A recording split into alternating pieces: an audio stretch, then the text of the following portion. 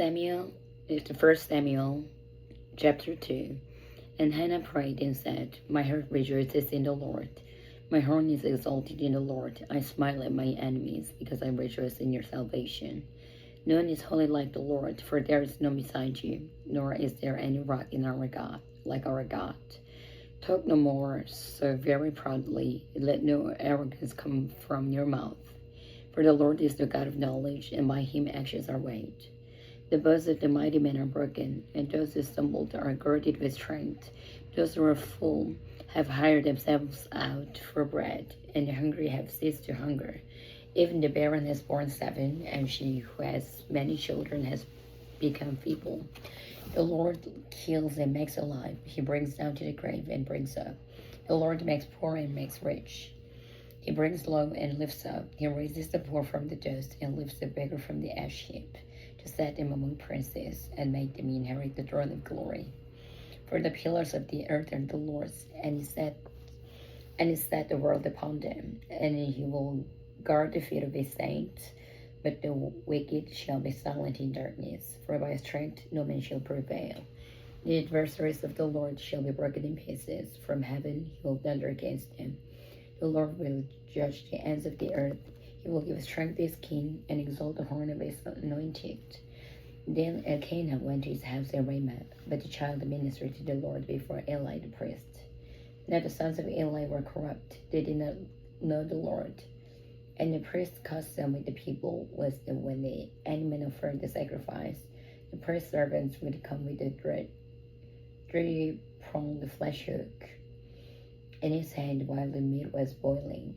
Then he would thrust it in a pan or kettle or cauldron or pot, and the priest would take for himself all that the flesh hook brought up. So they did in Shiloh to all the Israelites who came there. Also, before they burned the fat, the priest's servant would come and say to the man who sacrificed, Give meat for roasting to the priest, for he will not take boiled meat from you, but raw. And if the man said to him, They should really burn the fat first, then you may take as much as your heart desires, he would then answer him, No, but you must give it now, and if not, I will take it by force. Therefore the sin of the young man was very great before the Lord, for the man abhorred the offering of the Lord. But Samuel ministered before the Lord, even as a child wearing a linen ephod. Moreover, his mother used to make him a little robe and bring it to him year by year, when she came up with her husband to offer the yearly sacrifice. And Eli would bless Elkanah and his wife, and say, The Lord gave you descendants from this woman, for the loan that was given to the Lord, that they would go to their own home. And the Lord visited Hannah, so that she conceived and bore 3 sons and 2 daughters. Meanwhile, the child Samuel grew before the Lord. Now Eli was very old, and he heard everything his sons did to all Israel, and how they lay with the women who was assembled at the door of the tabernacle of meeting. So he said to them, Why do you do such things? For I hear of your evil dealings for all the people. No, my sons, for it is not a good report that I hear. You make the Lord's people transgress. If one man sins against another, God will judge him. But if a man sins against the Lord, who will intercede for him? Nevertheless, they did not heed the voice of their father, because the Lord desired to kill them. And the child Samuel grew in stature and in favor both with the Lord and man. Then the man of God came to Eli and said to him, Thus says the Lord, Did I not clearly reveal myself to the house of your father when they were in Egypt in Pharaoh's house? Did I not choose him out of all the tribes of Israel to be my priest, to offer upon my altar, to burn incense, and to wear an ephod before me? And did I not give to the house of your father all the offerings of your children of Israel made by fire? Why do you kick at my sacrifice and my offering which I command you in my dwelling place, and honor your sons more than me, to make yourselves fat with the best of all the offerings of Israel my people? Therefore the Lord God of Israel says, I said indeed that your house and the house of your father would walk before me forever. But now the Lord says, Far be from me. For those who honor me I will honor, and those who despise me shall be lightly esteemed. Behold, the days are coming that I will cut off your arm and the arm of your father's house, so that there will be an old man in your house, and your sealed enemy in my dwelling place, despite all the good which God desired for Israel, those for Israel. And there shall not be an old man in your house forever. Then any of your men whom I do not cut off from my altar shall consume your eyes and grieve your heart. And all the descendants of your house shall die in the flower of their age. Now this shall be a sign to you that will come upon your two sons, Hophni and Phinehas. In one day they shall die, both of them. And I will raise up for myself a faithful priest, who shall do according to what is in my heart and in my mind. I will build him a sure house, and he shall walk before my anointed forever. And it shall come to pass that everyone who is left in your house will come and bow down to him for a piece of silver and a morsel of bread, and say, Please put me in one of the priestly magicians, that I may eat a piece of bread.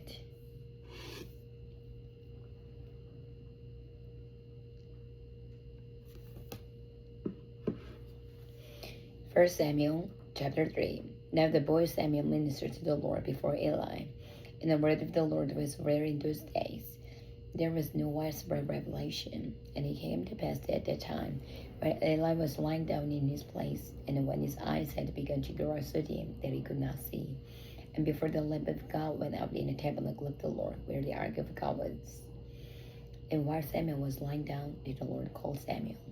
And he answered, Here I am. So he ran to Eli and said, Here I am, for you called me. And he said, I did not call, lie down again. And he went and lay down. And the Lord called it again, Samuel. So Samuel arose and went to Eli and said, Here I am, for you called me.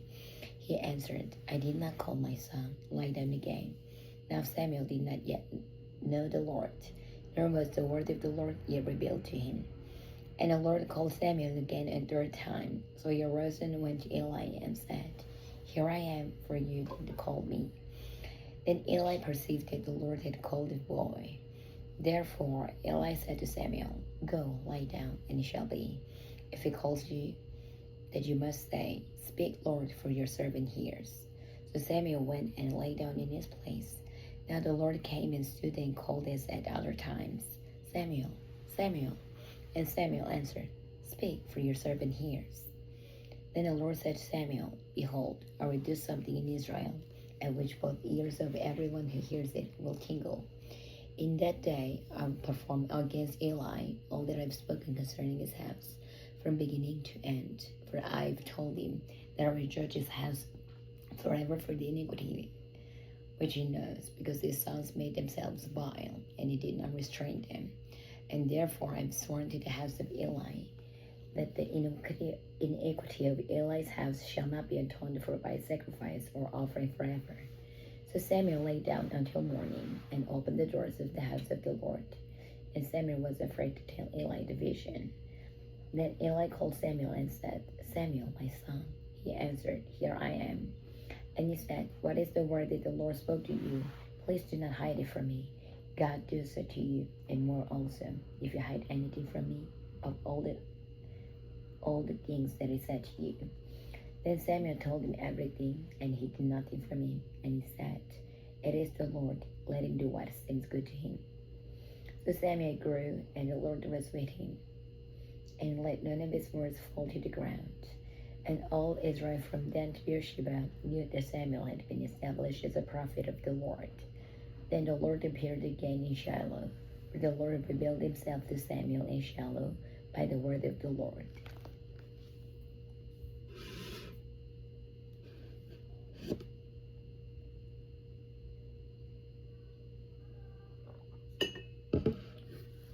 First Samuel chapter 4. And the word of Samuel came to all Israel.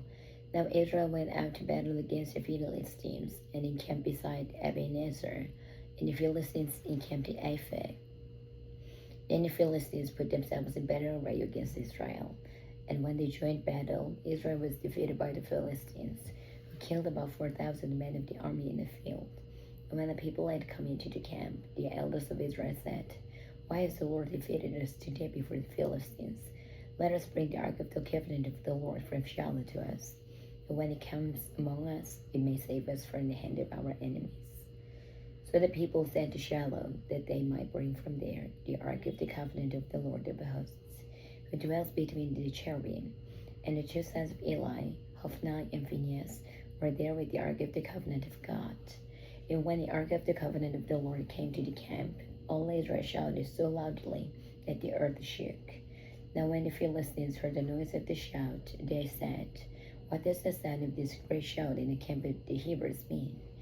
Then they understood that the ark of the Lord had come into the camp. So the Philistines were afraid, for they said, "God has come into the camp." And they said, "Woe to us, for such a thing has never happened before. Woe to us! Who will deliver us from the hand of these mighty gods? These are the gods who struck the Egyptians with all the plagues in the wilderness. Be strong and conduct yourselves like men, you Philistines, that you do not become servants of the Hebrews, as they have been to you. Conduct yourselves like men and fight." So the Philistines fought, and Israel was defeated, and every man fled to his tent. There was a very great slaughter, and there fell of Israel 30,000 of his soldiers. Also, the ark of God was captured, and two sons of Eli, Hophni and Phinehas, died. Then a man of Benjamin ran from the battle like the same day, and came to Shiloh with his clothes torn and dirt on his head. Now when he came, there was Eli sitting on his seat by the wayside watching, where his heart trembled for the ark of God. And when the men came into the city and told it, all the city cried out. When Eli heard the noise of the outcry, he said, "What does the sound of this tumult mean?" And the man came quickly and told Eli. Eli was 98 years old, and his eyes were so dim that he could not see. And the man said, "Eli, I am he who came from the battle, and I fled today from the battle line." And he said, "What happened to my son?" So the messenger answered and said, "Israel has fled from the Philistines, and there has been a great slaughter among the people. Also, your two sons, Hophni and Phinehas, are dead, and the ark of God has been captured." Then it happened, when he made mention of the ark of God, that Eli fell off the seat backward by the side of the gate, and his neck was broken, and he died. For the man was old and heavy, and he had judged Israel 40 years. Now his daughter-in-law, Phinehas' wife, was with child, due to be delivered. And when she heard the news the ark of God was captured, that her father-in-law and her husband were dead, she bowed herself and gave birth, for her labor pains came upon her. And about the time of her death, the women who stood by her said to her, "Do not fear, for you have borne a son." But she did not answer, nor she did regard it. Then she named the child Ichabod, saying, "The glory has departed from Israel, because the ark of God has been captured, and because of her father-in-law and her husband." And she said, "The glory has departed from Israel, for the ark of God has been captured." 1 Samuel chapter 5. Then the Philistines took the ark of God and brought it from Ebenezer to Ashdod. When the Philistines took the ark of God, they brought it into the house of Dagon and set it by Dagon. And when the people of Ashdod rose early in the morning, there was Dagon fallen on his face to the earth before the ark of the Lord. So they took Dagon and set it in his place again. And when they rose early the next morning, there was Dagon fallen on his face to the ground before the ark of the Lord. The head of Dagon and both the palms of its hands were broken off on the threshold. Only Dagon's torso was left of it. Therefore, neither the priest of Dagon nor any who came into Dagon's house tread on that threshold of Dagon in Ashdod to this day. But the hand of the Lord was heavy on the people of Ashdod, and he ravaged them and struck them with tumors, both Ashdod and its territory. And when the men of Ashdod saw how it was, they said, "The ark of God of Israel must not remain with us, for his hand is harsh toward us, and Dagon our God." Therefore they sent together to get themselves all the lords of the Philistines, and said, "What shall we do with the ark of the God of Israel?" And they answered, "Let the ark of God of Israel be carried away to Gath." So they carried the ark of the God of Israel away.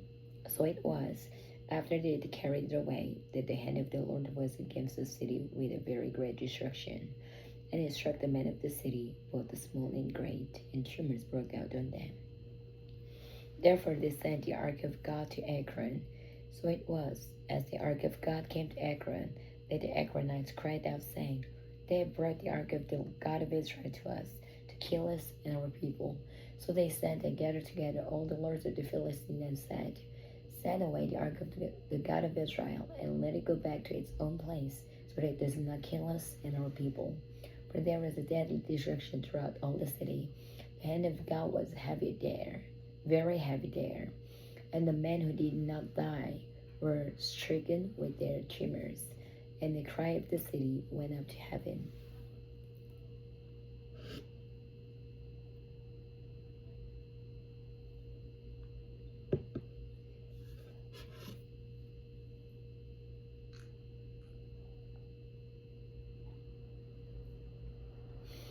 First Samuel chapter 6. Now the ark of the Lord was in the country of the Philistines 7 months, and the Philistines called for the priests and the diviners, saying, What shall we do with the ark of the Lord? Tell us how we should send it to its place. So they said, If you send away the ark of the God of Israel, do not send it empty, but by all means return it to him with a trespass offering. Then you will be healed, and it will be known to you why his hand is not removed from you. And they said, What is the trespass offering which you shall return to him? They answered, 5 golden tumors and 5 golden rats, according to the number of the lords of the Philistines. For the same plague was on all of you and all on your lords. Therefore you shall make images of the tumor and images of your rats that ravage the land, and you shall give glory to the God of Israel. Perhaps he will lighten his hand from you, from your gods, and from your land. Why then do you harden your hearts as the Egyptians and Pharaoh hardened their hearts? When they did mighty things among them, did they not let people go, that they might depart? Now therefore, make a new cart, take 2 milk cows which have never been milked, and hitch the cows to the cart, and take their calves home away from them. Then take the ark of the Lord, and set it on the cart, and put the articles of gold which you are returning to him as a trespass offering in a chest by its side. Then send it away, and let it go, and watch. If it goes up the road to its own territory, the Beth Shemesh, then is done up its great evil.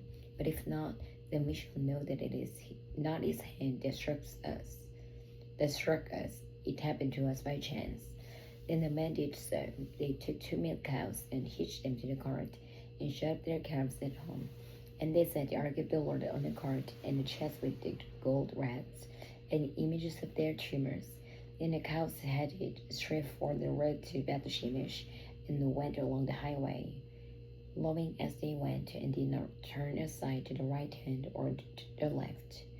And the lords of the Philistines went after them to the border of Beth-shemesh. Now the people of Beth-shemesh were reaping their wheat harvest in the valley, and they lifted their eyes and saw the ark and rejoiced to see it. And the cart came into the field of Joshua of Beth-shemesh, and stood there. A large stone was there. So they split the wood of the cart and offered the cows as burnt offering to the Lord. The Levites took down the ark of the Lord and the chest that was with it, in which were the articles of gold, and put them on a large stone. Then the men of Beth-shemesh offered burnt offerings and made sacrifices at the same day to the Lord. So when the 5 lords of the Philistines had seen it, they returned to Ekron the same day. These are the golden tumors which the Philistines returned as a trespass offering to the Lord, 1 for Ashdod, 1 for Gaza, 1 for Ashkelon, 1 for Gath, and 1 for Ekron, and the golden rats according to the number of all the cities of the Philistines belonging to the 5 lords, both the fortified cities and country villages, even as far as the large stone of Abel, on which they set the ark of the Lord, which the stone remains to this day, in the field of Joshua of Beth-shemesh. And he struck the men of Beth-shemesh, because they had looked into the ark of the Lord. He struck 50,070 men of the people, and the people lamented because the Lord had struck the people with a great slaughter. And the men of Beth-shemesh said, Who is able to stand before this holy Lord God, and to whom shall he go up from us? So they sent messengers to the inhabitants of Kirjath-jearim, saying, The Philistines have brought back the ark of the Lord. Come down and take it up with you.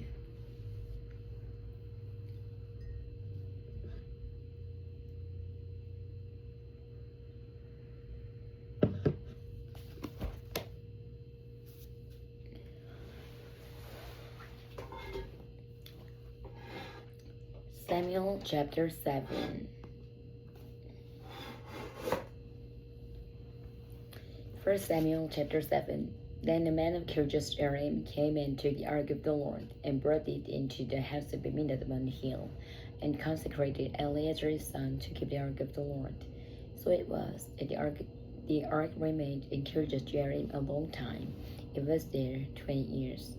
And all the house of Israel lamented after the Lord. Then Samuel spoke to all the house of Israel, saying, They returned to the Lord with all their hearts, then put away the foreign gods and the Ashtoreth from among you, and prepare your hearts for the Lord, and serve him only. And he will deliver you from the hand of the Philistines. So the children of Israel put away the Baals and the Ashtoreth, and served the Lord only. And Samuel said, Gather all Israel to Mizpah, and I will pray to the Lord for you. So they gathered together at Mizpah, drew water, and poured it out before the Lord. And they fasted that day, and sat there.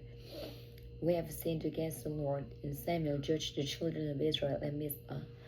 Now when the Philistines heard that the children of Israel had gathered together at Mizpah, the lords of the Philistines went up against Israel. And when the children of Israel heard of it, they were afraid of the Philistines.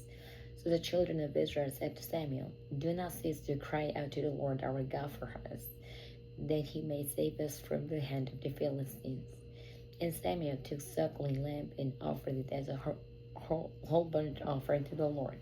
Then Samuel cried out to the Lord for Israel, and the Lord answered him. Now as Samuel was offering up the burnt offering, the Philistines drew near to battle against Israel. But the Lord thundered with a loud thunder upon the Philistines that day, and so confused them that they were overcome before Israel. And the men of Israel went out of Mizpah and pursued the Philistines, and drove them back as far as below Beth-kar. Then Samuel took a stone and set it up between Mizpah and Shen, and called its name Ebenezer, saying, Thus far the Lord has helped us. So the Philistines were subdued, and they did not come any more into the territory of Israel. And the hand of the Lord was against the Philistines all the days of Samuel. Then the cities which the Philistines had taken from Israel were restored to Israel, from Ekron to Gath, and Israel recovered its territory from the hands of the Philistines. Also, there was peace between Israel and the Amorites. And Samuel judged Israel all the days of his life. He went from year to year on the circuit to Bethel, Gilgal, and Mizpah, and judged Israel in all those places. But he always returned to Ramah, for his home was there. There he judged Israel, and there he built an altar to the Lord.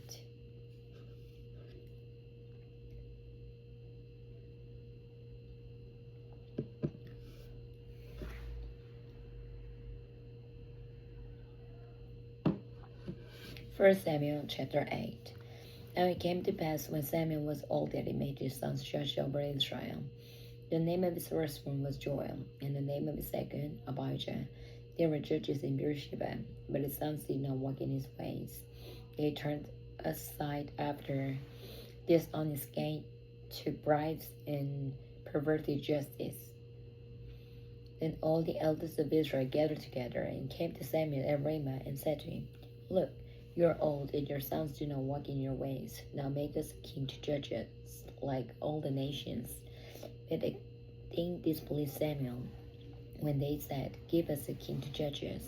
So Samuel prayed to the Lord, and the Lord said to Samuel, Hear the voice of the people in all that they say to you, for they have not rejected you, but they have rejected me, that I should not reign over them, according to all the works which they had done since the day that I brought them up out of Egypt, even to this day, with which they have forsaken me and served other gods.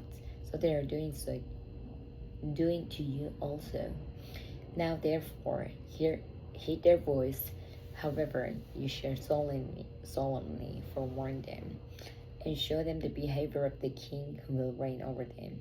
So Samuel told all the words of the Lord to the people who asked him for a king. And he said, This will be the behavior of the king who will reign over you. He will take your sons and appoint them for his own chariots and to be his horsemen, and some will run before his chariots. He will appoint captains over his thousands and captains over his fifties. He will set some to plow his ground and reap his harvest. and some to make his weapons of war and the equipment for his chariots. He will take your daughters to be perfumers, cooks, and bakers, and will take the best of your fields, your vineyards, and your olive groves, and give them to his servants.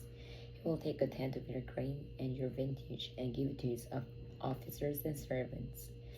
And he will take your male servants, your female servants, your fine young men, and your donkeys, and put them to his work.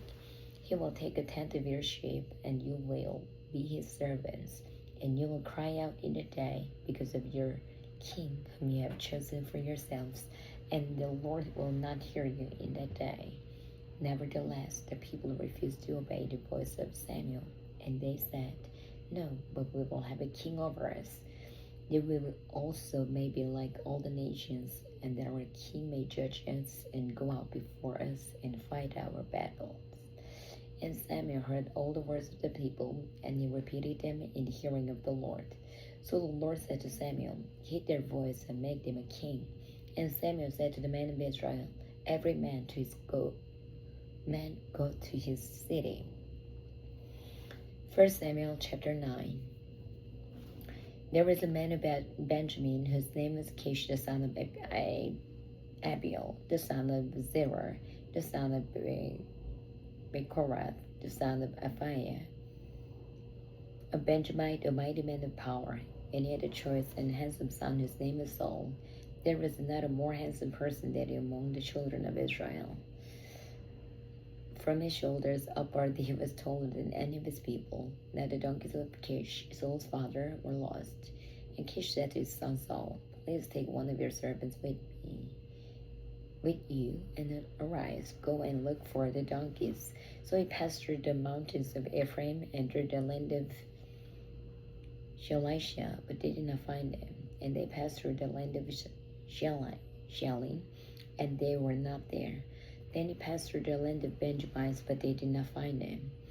When they had come to the land of Zobh, Saul said to his servant who was with him, "Come, let us return, lest my father cease caring about the donkeys and become worried about us." And he said to him, "Look now, there is this city, a man of God, and he is an honorable man. All that he says surely comes to pass. So let us go there. Perhaps he can show us the way that we should go." Then Saul said to his servant, "Oh, look, if we go, why shall we bring that man? For the bread in our vessels is all gone, and there is no present to bring the man of God. What do we have?" And the servant answered Saul again and said, "Look, I have here a tent, 1/4 of a shekel of silver, and give that to the man of God to tell us our way." Formerly in Israel, when the man went to inquire of God, he spoke thus, "Come, let us go to the seer." For he who is now called the prophet was formerly called the seer. Then Saul said to his servant, "Well said, come, let us go." So they went to the city where the man of God was. As they went up to the hill to the city, they met some young women going out to draw water, and said to them, "Is the seer here?" And they answered them and said, "Yes, there he is, just ahead of you. Hurry now, for today he came to the city, because there is a sacrifice of the people today in the high place. As soon as you come into the city, you'll surely find him before he goes up to the high place to eat.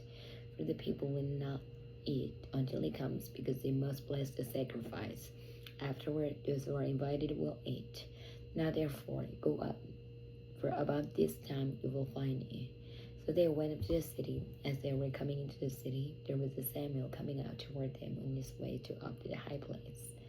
Now the Lord had told Samuel in this year, the day before Saul came, saying, "Tomorrow about this time I will send you a man from the land of Benjamin, and you shall anoint him commander over my people Israel, that he may save my people from the hand of the Philistines.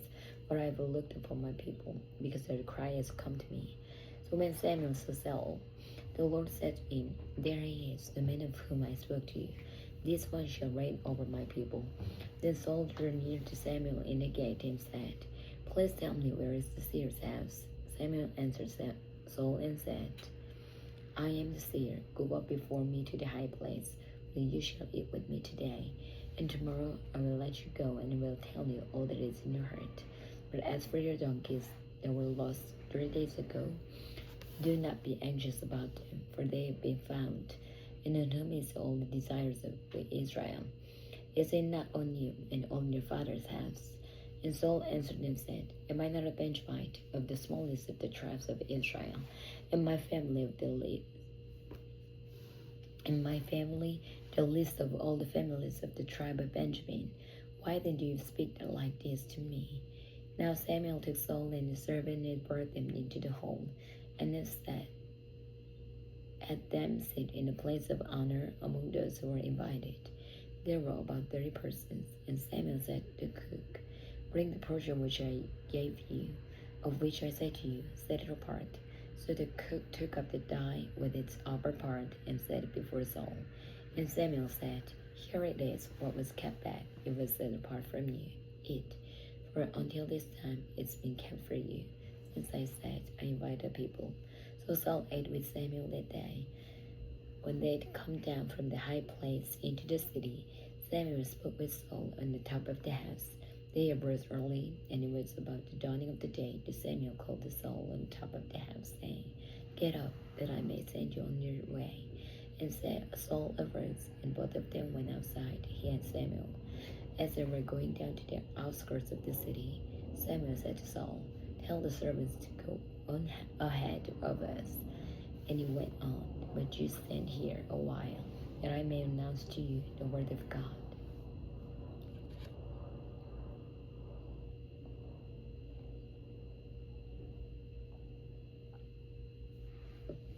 1 Samuel chapter 10. Then Samuel took a flask of oil and poured it on his head and kissed him and said, Is it not because the Lord has anointed you commander over his inheritance? When you have departed from me today, you will find 2 men by Rachel's tomb in the territory of Benjamin and Zilzah, and they will say to you, The donkeys which you went to look for have been found, and now your father is caring about the donkeys and is worrying about you, saying, What shall I do about my son? Then you shall go on forward from there and come to the terebinth tree of Tabor. There 3 men going up to God at Bethel will meet you, all one carrying 3 young goats, another carrying 3 loaves of bread, and another carrying a skin of wine. And they will greet you and give you 2 loaves of bread, which you shall receive from their hands. After that, you shall come to the hill of God, where the Philistines' garrison is. And it happened, when you've come there to the city, then you will meet a group of prophets coming down from the high place with their stringed instruments, a tambourine, a flute, and a harp before them. And they will be prophesying. Then the Spirit of the Lord will come upon you, and you will prophesy with them, and be turned into another man, and let it be, when these signs come to you, that you do as the occasion demands. For God is with you. You shall go down before me to Gilgal, and surely I will come down to you to offer burnt offerings and make sacrifices of peace offerings. 7 days you shall wait till I come to you and show you what you should do.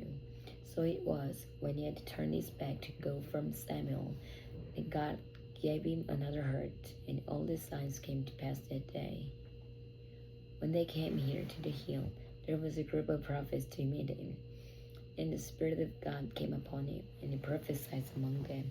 And it happened, when all who knew him formerly so that he indeed prophesied among the prophets, that the people said to one another, What is this that has come upon the son of Kish? Is Saul also among the prophets?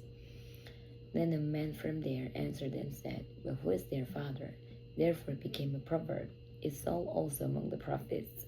And when he had finished prophesying, he went to the high place. Then Saul's uncle said to him and his servant, Where did you go? So he said, To look for the donkeys.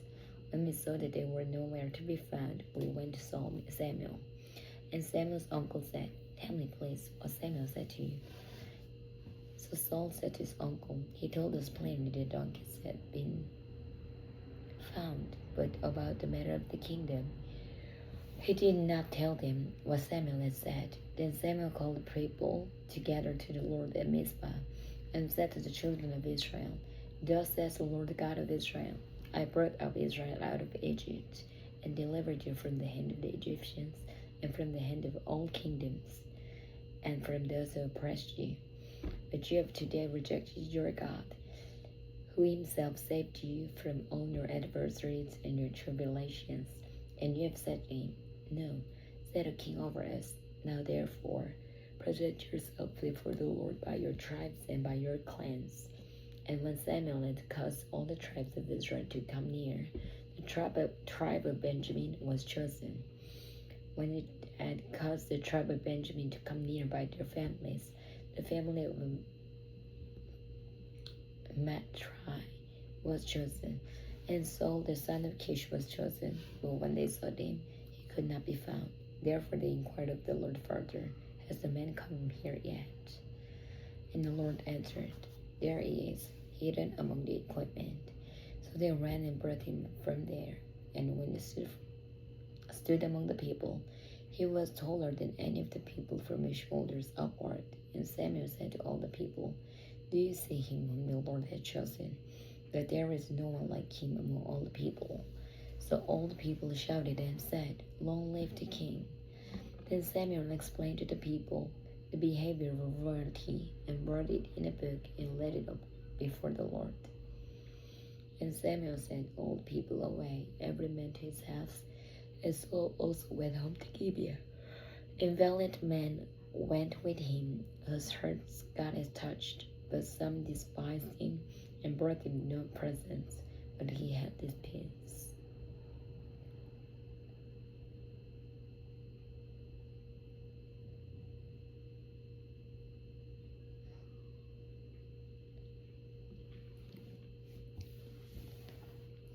Then Nahash the Ammonite came up and encamped against Jabesh Gilead, and all the men of Jabesh said to Nahash, Make a covenant with us, and we will serve you.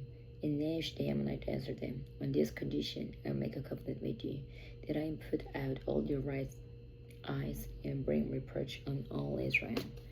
Then the elders of Jabesh said to him, Hold up for 7 days, that we may send messengers to all the territory of Israel, and then, if there is no one to save us, we will come out to you.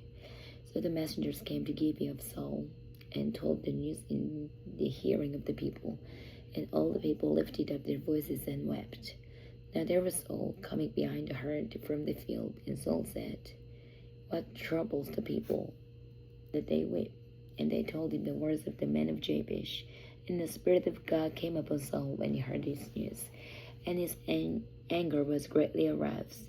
So he took a yoke of oxen and cut them in pieces, and sent them throughout all the territory of Israel by the hands of a messenger, saying, Whoever does not go out with Saul and Samuel to battle, so it shall be done to his oxen. And the fear of the Lord fell on the people, and they came out with one consent. When he numbered them in Bezek, the children of Israel were 300,000, and the men of Judah 30,000. And they said to the messengers who came, Thus you shall say to the men of Jabesh Gilead, Tomorrow by the time the sun is hot, you shall have help. And the messengers came and reported to the men of Jabesh, and they were glad. Therefore the men of Jabesh said, Tomorrow we'll come out to you, and you may do with us whatever seems good to you. So it was on the next day that Saul put the people in 3 companies, and they came into the midst of the camp in the morning watch, and killed Ammonites until the heat of the day. And it happened that those who survived were scattered, so that no 2 of them were left together. Then the people said to Samuel, Who is it who said, Shall Saul reign over us? Bring the men, that we may put them to death. But Saul said, Not a man shall be put to death this day, for today the Lord has accomplished salvation in Israel. Then Samuel said to the people, Come, let us go to Gilgal, and renew the kingdom there. So all the people went to Gilgal, and there they made Saul king over the Lord in Gilgal. There they made sacrifice of peace offerings before the Lord, and there Saul and all the men of Israel rejoiced greatly.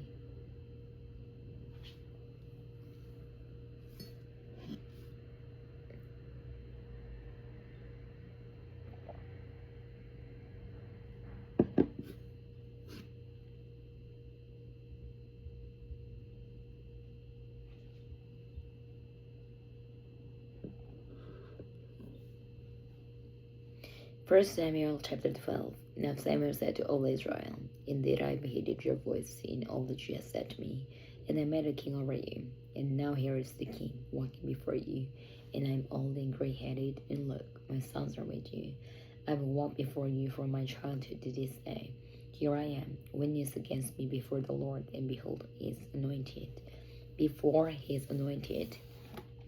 Whose ox have I taken, or whose donkey have I taken, or whom I have cheated, whom have I oppressed, or from whose hand have I received any bribe with which to blind my eyes? I will restore it to you. And they said, You have not cheated us or oppressed us, nor have you taken anything from any man's hand. Then he said to them, The Lord is a witness against you, and his anointed is a witness this day, that you have not found anything in my hand. And they answered, He is witness. Then Samuel said to the people, It is the Lord who raised up Moses and Aaron, and who brought your fathers up from the land of Egypt. Now therefore stand still, that I may reason with you before the Lord concerning all the righteous acts of the Lord, which he did to you and your fathers, when Jacob had gone into Egypt, and your fathers cried out to the Lord. Then the Lord said to Moses and Aaron, who brought your fathers out of Egypt, and made them dwell in this place. And when they fought the Lord their God, he sold them into the hand of Sisera, commander of the army of Hazor, into the hand of the Philistines, and into the hand of the king of Moab, and they fought against him. Then they cried out to the Lord and said, We have sinned, because we have forsaken the Lord, and served Baals and Ashtoreth. But now deliver us from the hand of our enemies, and we will serve you. And the Lord sent Jerubbaal, Bedan, Jephthah, and Samuel, and delivered you out of the hand of your enemies on every side. And you dwelt in safety. And when you saw that Nahash, king of the Ammonites, came against you, you said to me, No, but a king shall reign over us, when the Lord your God was your king. Now therefore, here is the king, whom you have chosen, and whom you have desired. And take note, the Lord has set a king over you. If you fear the Lord and serve him, and obey his voice, and do not rebel against the commandment of the Lord, then both you and the king who reigns over you will continue following the Lord your God. However, if you do not obey the voice of the Lord, and rebel against the commandment of the Lord, then the hand of the Lord will be against you, as it was against your fathers. Now therefore, stand and see this great thing which the Lord will do before your eyes. Is today not the wheat harvest? And we call to the Lord, and he will send thunder and rain, that you may perceive and see that the wickedness is great, which you have done in the sight of the Lord, in asking a king for yourselves. So Samuel called to the Lord, and the Lord sent thunder and rain that day. And all the people greatly feared the Lord and Samuel. And all the people said to Samuel, Pray for your servants to the Lord your God, that we may not die. For we have added to all our sins the evil of asking a king for ourselves. Then Samuel said to the people, Do not fear, you have done all this wickedness. Yet do not turn aside from following the Lord, but serve the Lord with all your heart, and do not turn aside, for then you would go after empty things which cannot profit or deliver, for they are nothing. For the Lord will not forsake his people, for his great name's sake, because he has placed the Lord to make you his people. Moreover, as for me, far be it from me that I should sin against the Lord in ceasing to pray for you. But I will teach you the good and the right way. Only fear the Lord, and serve him in truth with all your heart. For consider what great things he has done for you. But if you still do wickedly, you shall be swept away, both you and your king.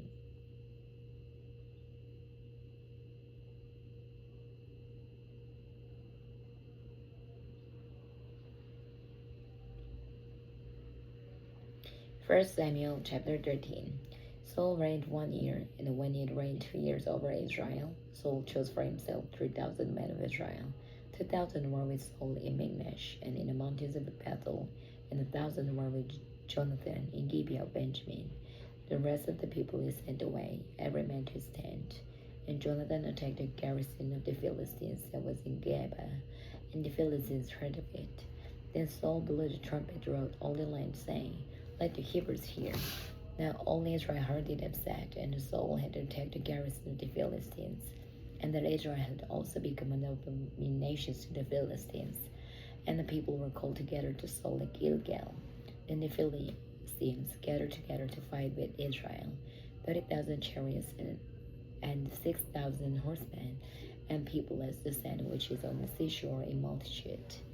And they came up and encamped in Michmash to the east of Beth Aven. When the men of Israel saw that they were in danger, for the people were distressed, then the people hid in caves, in thickets, in rocks, in holes, and in pits. And some of the Hebrews crossed over the Jordan to the land of Gad and Gilead. As for Saul, he was still in Gilgal, and all the people followed him trembling. And he waited 7 days, according to the time set by Samuel. But Samuel did not come to Gilgal, and the people were scattered from him. So Saul said, "Bring a burnt offering and peace offerings here to me." And he offered the burnt offering. Now it happened, as soon as he finished presenting the burnt offering, that Samuel came, and Saul went out to meet him, that he might greet him. And Samuel said, "What have you done?" Saul said, "When I saw the people were scattered from me, that you did not come within the days anointed, and that the Philistines gathered together at Michmash, then I said, the Philistines will now come down on me at Gilgal, and I have not made a supplication to the Lord. Therefore I felt compelled, and offered the burnt offering."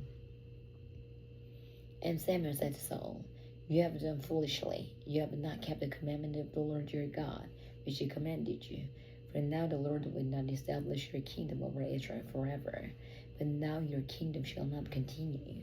The Lord has sought for himself a man after his own heart, and the Lord has commanded him to be commander over his people, because you have not kept what the Lord commanded you." Then Samuel rose and went up from Gilgal to Gibeah of Benjamin, and Saul numbered the people present with him, about 600 men.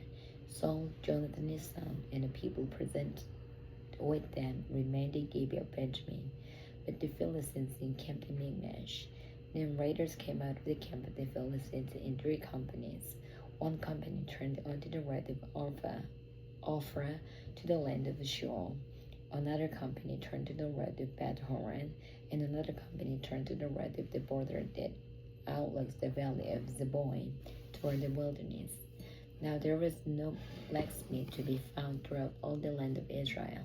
But the Philistines said, "Lest the Hebrews make swords or spears," but all the Israelites would go down to the Philistines to sharpen each man's plowshare, his mattock, his axe, and his sickle.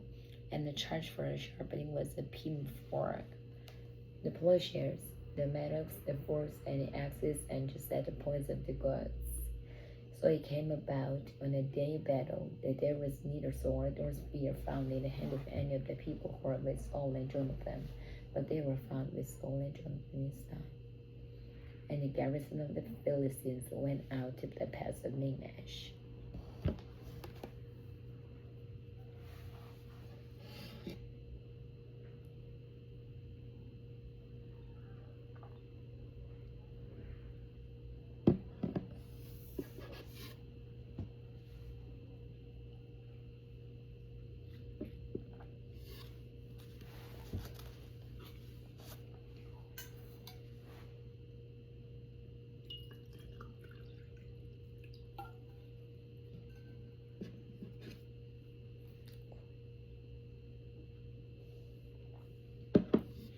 First Samuel chapter 14.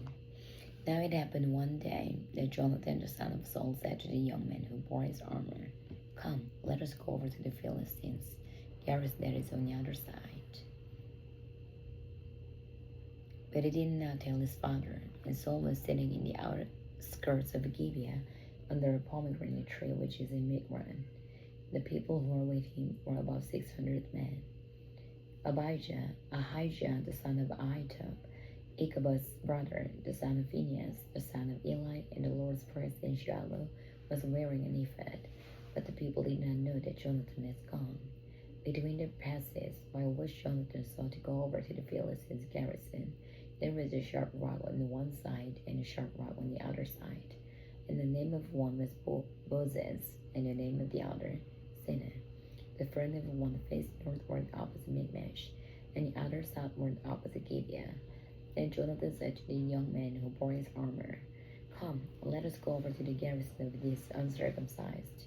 It may be that the Lord will work for us, but nothing restrains the Lord from saving by many or by few." So his armor bearer said to him, "Do all that is in your heart. Go then, here I am with you, according to your heart."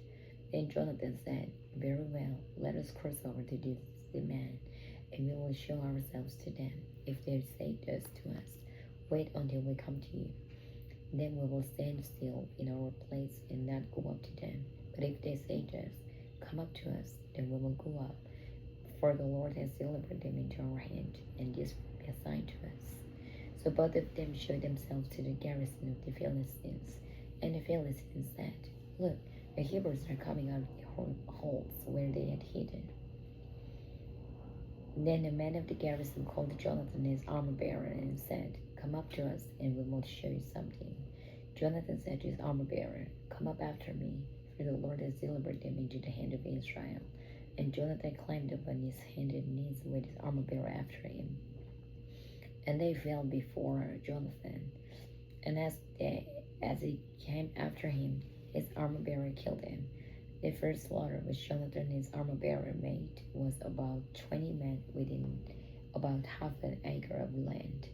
And there was trembling in the camp, in the field, and among all the people. The garrison and the raiders also trembled, and the earth quaked, so that it was a very great trembling. Now the watchmen of Saul and Gibeah of Benjamin looked, and there was the multitude melting away, and they went here and there. Then Saul said to the people who were with him, "Now call the roll, and see who has come from us." And when they had called the roll, surprisingly, Jonathan and his armor bearer were not there. And Saul said to Ahijah, "Bring the ark of God here," for at that time the ark of God was with the children of Israel. Now it happened, while Saul talked to the priest, that the noise which was in the camp of Philistines continued to increase. So Saul said to the priest, "Withdraw your hand." And Saul and all the people who were with him assembled, and they went to the battle. And indeed every man's sword was against his neighbor, and there was very great confusion. Moreover, the Hebrews who were with the Philistines before that time, who went up with them into the camp from the surrounding country, they also joined the Israelites who were with Saul and Jonathan. Likewise, all the men of Israel who had hidden in the mountains of Ephraim, when they heard the Philistines fled, they also followed hard after them in the battle. So the Lord saved Israel that day, and the battle shifted to Beth-aven. And the men of Israel were distressed that day, for Saul had placed the people under oath, saying, "Cursed is the man who eats any food until evening, before I have taken vengeance on my enemies." So none of the people tasted food. Now all the people of the land came to forest, and there was honey on the ground. And when the people had come into the woods, there was the honey dripping. But no one put his hand to his mouth, for the people feared the oath. But Jonathan had not heard his father charge the people with the oath. Therefore he stretched out the end of the rod that was in his hand, and dipped it in a honeycomb, and put his hand into his mouth, and his countenance brightened. And one of the people said, "Your father strictly charged the people with an oath, saying, 'Cursed is the man who eats food this day,' and the people were faint." But Jonathan said, "My father has troubled the land. Look now, how my countenance is brightened, because I tasted a little of this honey.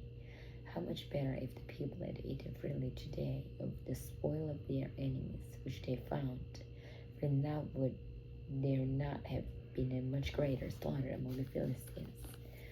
Now they had driven back the Philistines that day from Michmash to Aijalon. So the people were very faint, and the people rushed on the spoil, and took sheep, oxen, and calves, and slaughtered them on the ground, and the people ate them with the blood. Then they told Saul, saying, "Look, the people are sinning against the Lord by eating with the blood."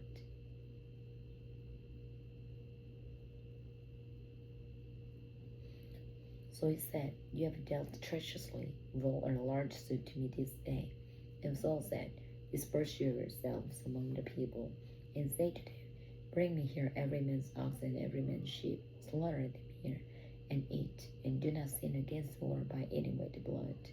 So every one of the people brought his ox with him that night, and slaughtered it there. Then Saul built an altar to the Lord. This was the first altar that he built to the Lord. Now Saul said, Let us go down after the Philistines by night, and plunder them until the morning light, and let us not leave a man of them. And they said, Do whatever seems good to you. Then the priest said, Let us draw near to God here. So Saul asked counsel of God, Shall I go down after the Philistines? Will he deliver them into the hand of Israel? But he did not answer him that day. And Saul said, Come over here, all the chiefs of the people, and know and see what this scene was today. For as the Lord lives, who saves Israel, though it be in Jonathan my son, he shall surely die. And not a man among all the people answered him. But he said to all Israel, You be on one side, and my son Jonathan, and I will be on the other side. And the people said to Saul, Do what seems good to you. Therefore Saul said to the Lord God of Israel, Give a perfect lot. So Saul and Jonathan were taken, but the people escaped. And Saul said, Cast lots between my son Jonathan and me. So Jonathan was taken. And then Saul said to Jonathan, Tell me what you've done. And Jonathan told him and said, I only tasted a little honey with the end of the rod that was in my hand. So now I must die. Saul answered, God do so, and more also, for you shall surely die, Jonathan. But the people said to Saul, Shall Jonathan die, who has accomplished this great deliverance in Israel? Certainly not, as the Lord lives. Not one hair of his head shall fall to the ground, for he has worked with God this day. So the people rescued Jonathan, and he did not die. Then Saul returned from pursuing the Philistines, and the Philistines went to their own place. So Saul established his sovereignty over Israel, and fought against all his enemies on every side, against Moab, against the people of Ammon, against Edom, against the kings of Zobah, and against the Philistines. Wherever he turned, he harassed them, and he gathered an army and attacked the Amalekites, and delivered Israel from the hands of those who plundered them. The sons of Saul were Jonathan, Joshua, and Malchishua, and the names of his two daughters were these: the name of the firstborn, Merab, and the name of the younger, Michal. The name of Saul's wife was Ahinoam, the daughter of Ahimaaz, and the name of the commander of his army was Abner, the son of Ner, Saul's uncle. Kish was the father of Saul, and Ner, the father of Abner, was the son of Abiel. Now there was fierce war with the Philistines all the days of Saul, and when Saul saw any strong man or any valiant man, he took him for himself.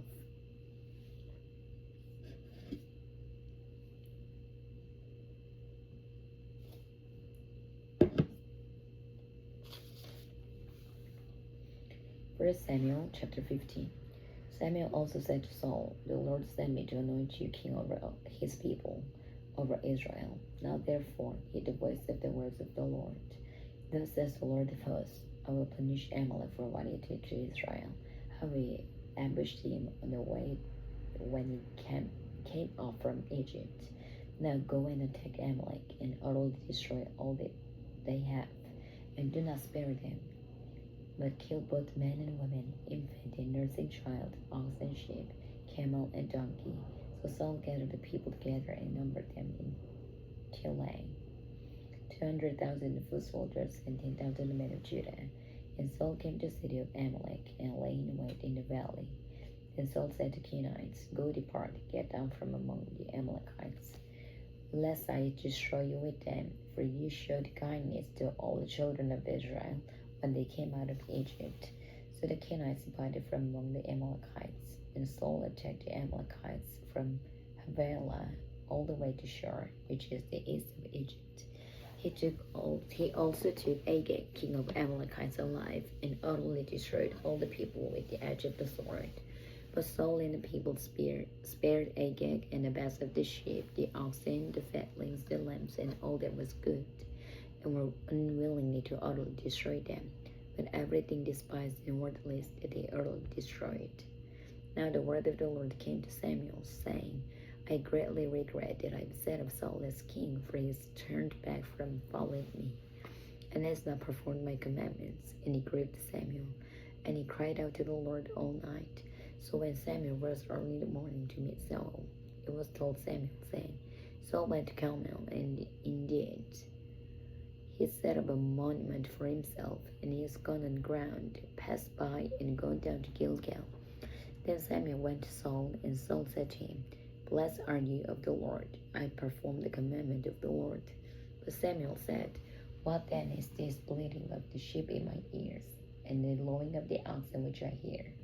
And Saul said, They have brought them from the Amalekites, for the people spared the best of the sheep and oxen to sacrifice to the Lord your God, and the rest we have utterly destroyed. Then Samuel said to Saul, Be quiet, and I will tell you what the Lord said to me last night. And he said to him, Speak on. So Samuel said, When you were little in your own eyes, were you not head of the tribes of Israel? And did not the Lord anoint you king over Israel? Now the Lord sent you on a mission and said, Go and utterly destroy the sinners, the Amalekites, and fight against them until they are consumed. Why then did you not obey the voice of the Lord? Why did you swoop down on the spoil and do evil in the sight of the Lord? And Saul said to Samuel, But I've obeyed the voice of the Lord, and gone on a mission in which the Lord sent me, and brought back Agag, king of Amalek, and I've utterly destroyed the Amalekites. But the people took up the plunder, sheep and oxen, and the best of the things which should have been utterly destroyed, to sacrifice to the Lord your God in Gilgal. So Samuel said, Has the Lord as great delight in burnt offerings and sacrifices, as in obeying the voice of the Lord? Behold, to obey is better than sacrifice, and to heed than the fat of rams. For rebellion is as the sin of the witchcraft, and stubbornness is as iniquity and idolatry. Because you have rejected the word of the Lord, he also has rejected you from being king. Then Saul said to Samuel, I have sinned, for I have transgressed the commandment of the Lord and your words, because I feared the people and obeyed their voice.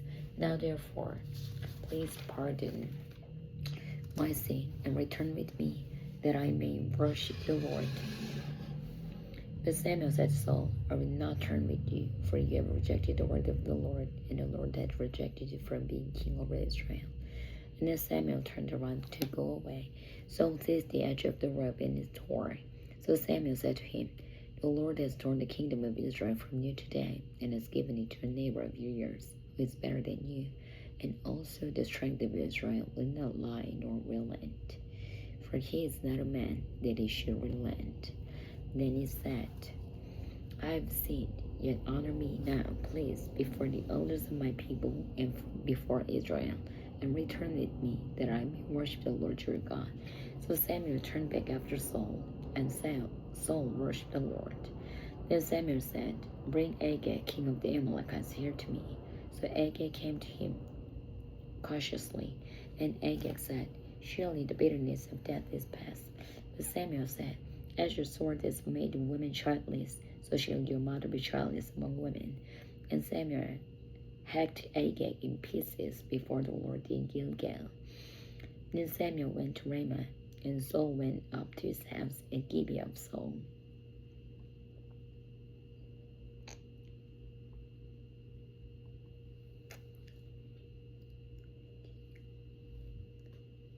And Samuel went no more to see Saul until the day of his death.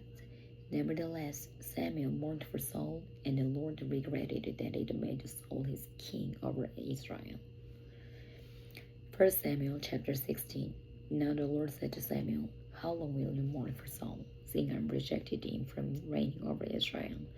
Fill your horn with oil and go. I am sending you to Jesse the Bethlehemite, for I have provided myself a king among his sons.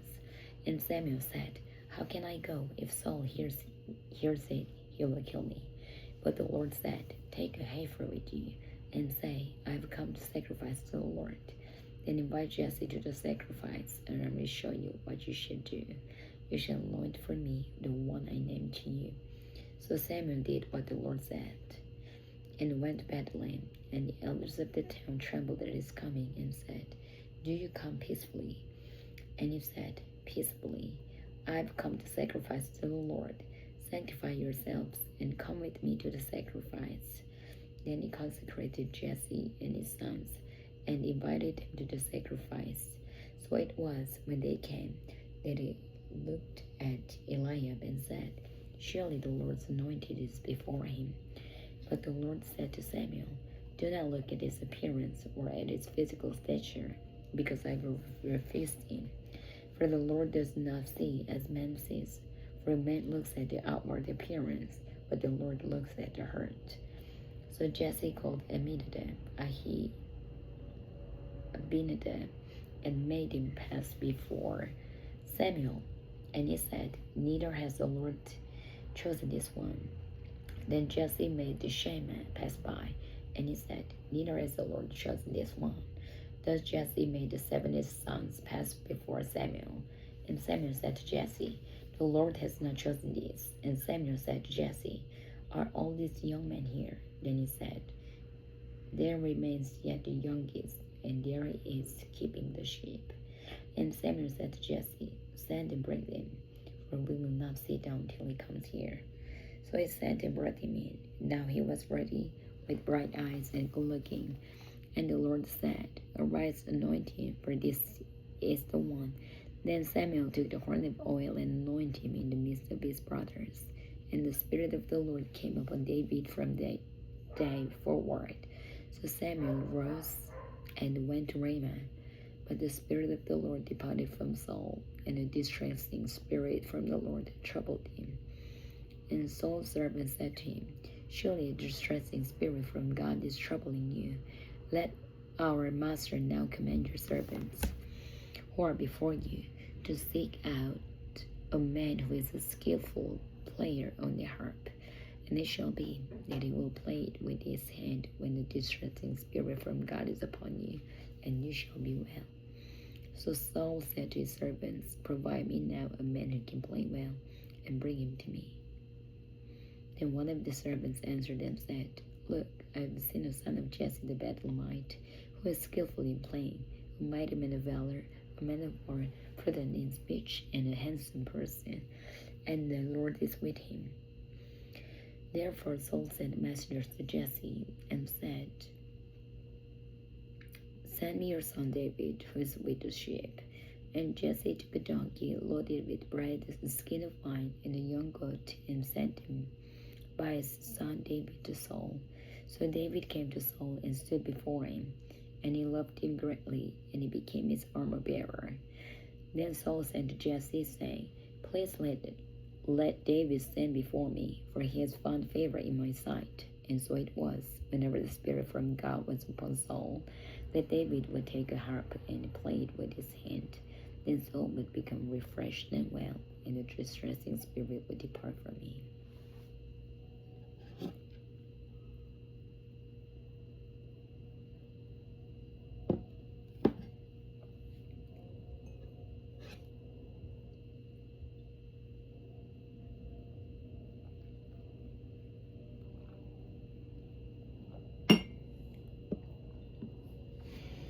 First Samuel chapter 17.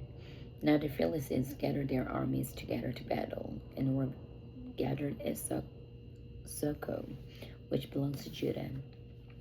They encamped between Socoh and Ascah in Ephes Dammim.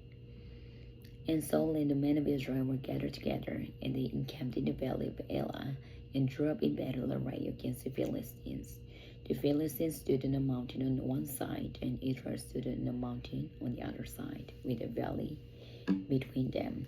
And a champion went out from the camp of the Philistines, named Goliath from Gath, whose height was 6 cubits in a span.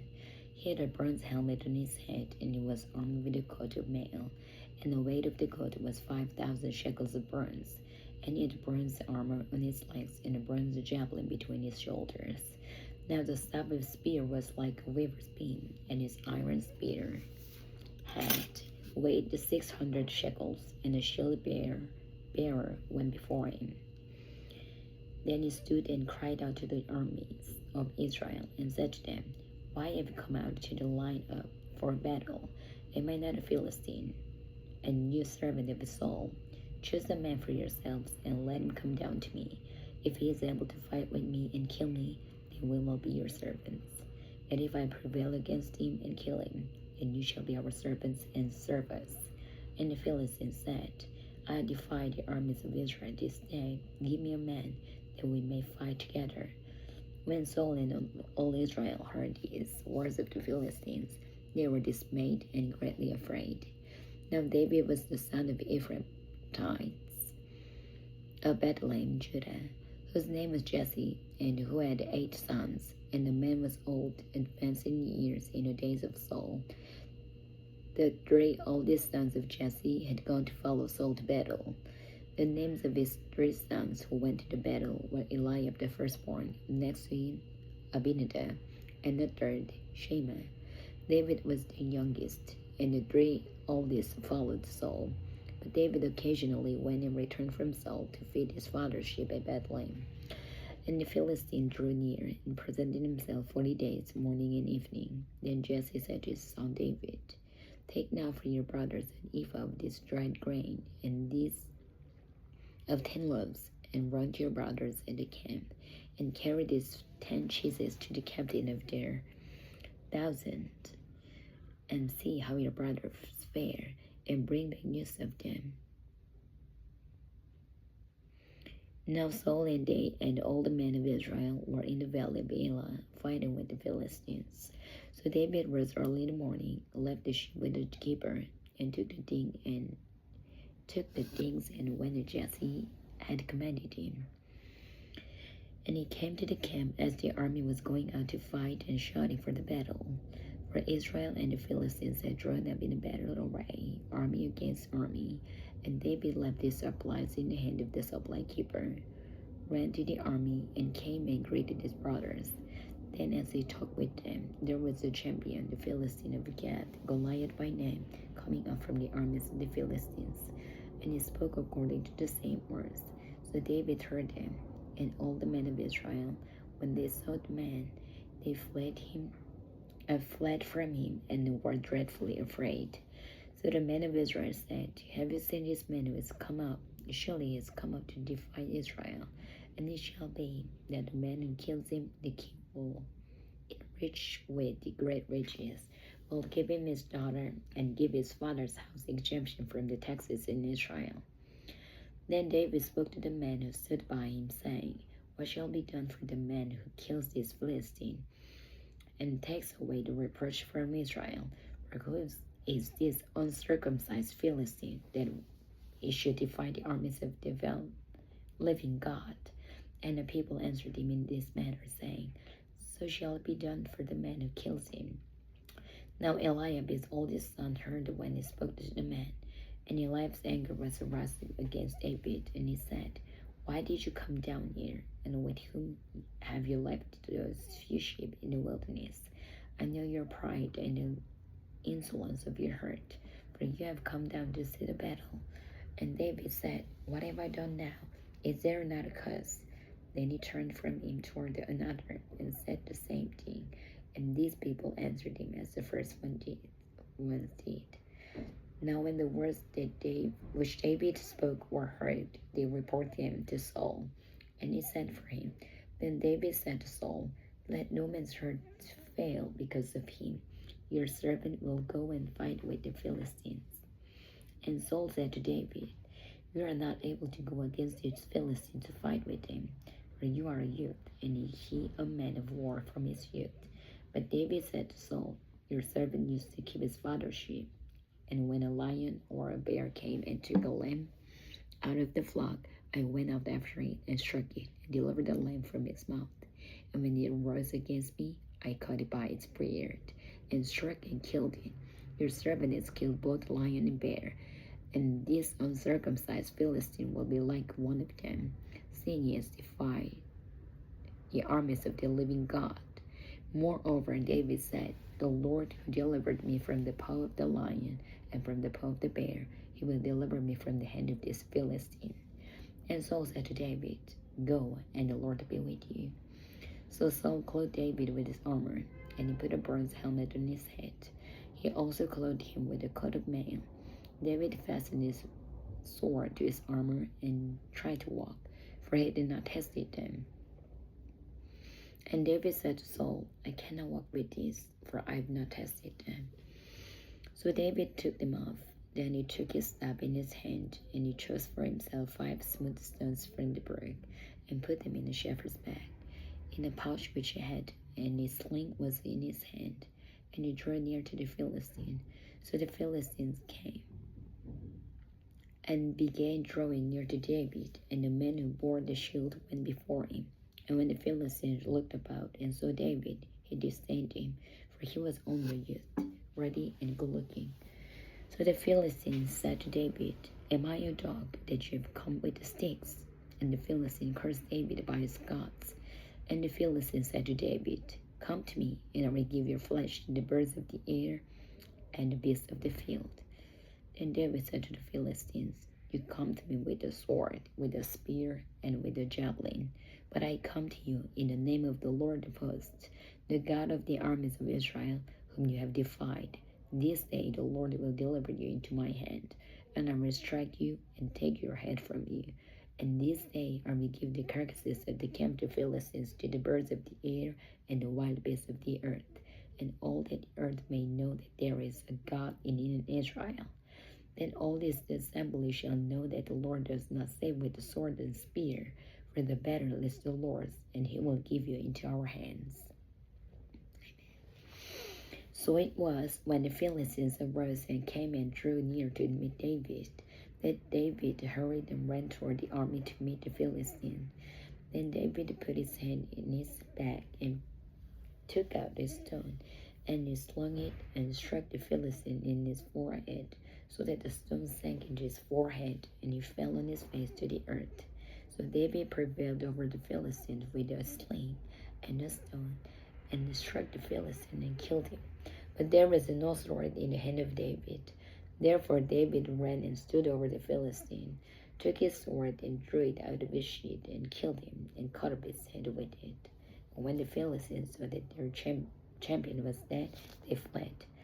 Now the men of Israel and Judah arose and shouted, and pursued the Philistines as far as the entrance of the valley, and to the gates of Ekron. And the wounded of the Philistines fell along the road of Shaaraim, even as far as Gath and Ekron. Then the children of Israel returned from chasing the Philistines, and they plundered their tents. And David took the head of the Philistine and brought it to Jerusalem. But he put his armor in his tent. When Saul saw David going out against the Philistines, he said to Abner, the commander of the army, "Abner, whose son is this youth?" And Abner said, "As your soul lives, O king, I do not know." So the king said, "I inquire his son this young man is." Then as David returned from the slaughter of the Philistine, Abner took him and brought him before Saul with the head of the Philistine in his hand. And Saul said to him, "Whose son are you, young man?" So David answered, "I am the son of your servant Jesse the Bethlehemite."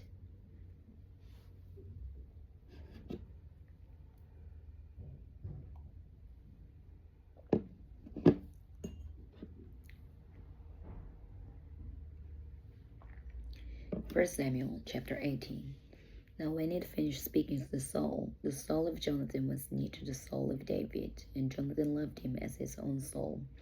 Saul took him that day, and would not let him go home to his father's house any more. Then Jonathan and David made a covenant, because he loved him as his own soul. And Jonathan took off the robe that was on him, and gave it to David with his armor, even to his sword, and his bow and his belt. So David went out wherever Saul sent him, and behaved wisely. And Saul sent him over the men of war, and he was accepted in the sight of all the people, and also in the sight of Saul's servants. Now it had happened, as they were coming home, when David was returning from the slaughter of the Philistine, that the women had come out of all the cities of Israel, singing and dancing to meet King Saul, with tambourines, with joy, and with musical instruments. So the women sang as they danced and said, "Saul has slain his thousands, and David his 10,000s." Then Saul was very angry, and the saying displeased him, and they said, they have ascribed to David 10,000, and to me they have ascribed only thousands. Now what more can he have but the kingdom? So Saul eyed David from that day toward. And it happened on the next day that the distressing spirit from God came upon Saul, and he prophesied inside the house. So David played music with his hand, as at other times. But there was a spear in Saul's hand, and Saul cast the spear, for he said, I will pin David to the wall. But David escaped his presence twice. Now Saul was afraid of David, because the Lord was with him, but had departed from Saul. Therefore Saul removed him from his presence, and made him his captain over 1,000, and he went out and came in before the people, and David behaved wisely in all his ways, and the Lord was with him. Therefore, when Saul saw that he behaved very wisely, he was afraid of him. But all Israel and Judah loved David, because he went out and came in before them. Then Saul said to David, Here is my older daughter Merab. I will give her to you as a wife. Only be valiant for me, and fight the Lord's battles. For Saul thought, Let my hand not be against him, but let the hand of the Philistines be against him.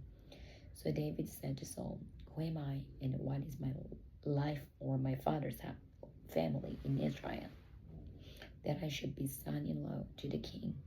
But it happened at the time when Merab, Saul's daughter, should have been given to David, that she was given to Adriel, the Meholathite, as a wife. Now Michal, Saul's daughter, loved David, and they told Saul, and the thing pleased him. So Saul said, I give her to him, that she may be a snare to him, and that the hand of the Philistines may be against him. Therefore Saul said to David the second time, You shall be my son-in-law today. And Saul commanded the servants, Communicate with David secretly, and say, Look, the king has delighted in you, and all his servants love you. Now therefore become the king's son-in-law. So Saul's servants spoke those words in the hearing of David, and David said, Does it seem to you a light thing to be a king's son-in-law, seeing I am a poor and lightly esteemed man? And the servants of Saul told him, saying, In this manner David spoke. And Saul said, Thus you shall say to David, The king does not desire any dowry, but 100 foreskins of the Philistines, to take vengeance on the king's enemies. But Saul thought to make David fall by the hand of the Philistines. So when the servants told David these words, it pleased David well to become the king's son-in-law. Now the days had not expired. Therefore David arose and went, he and his men, and killed 200 men of the Philistines. And David brought their foreskins, and he gave them in full count to the king, that he might become the king's son-in-law. Then Saul gave him Michal his daughter as wife. Thus Saul saw and knew that the Lord was with David, and then Michal, Saul's daughter, loved him. And Saul was still more afraid of David. So Saul became David's enemy continually. Then the princes of the Philistines went out to war. And so it was, whenever they went out, that David behaved more wisely than all the servants of Saul, so that his name became highly esteemed.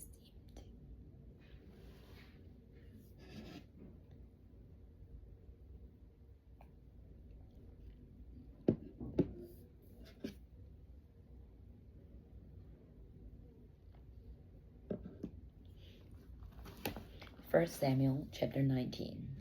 Now Saul spoke to Jonathan his son and to all his servants that they should kill David. But Jonathan, Saul's son, delighted greatly in David.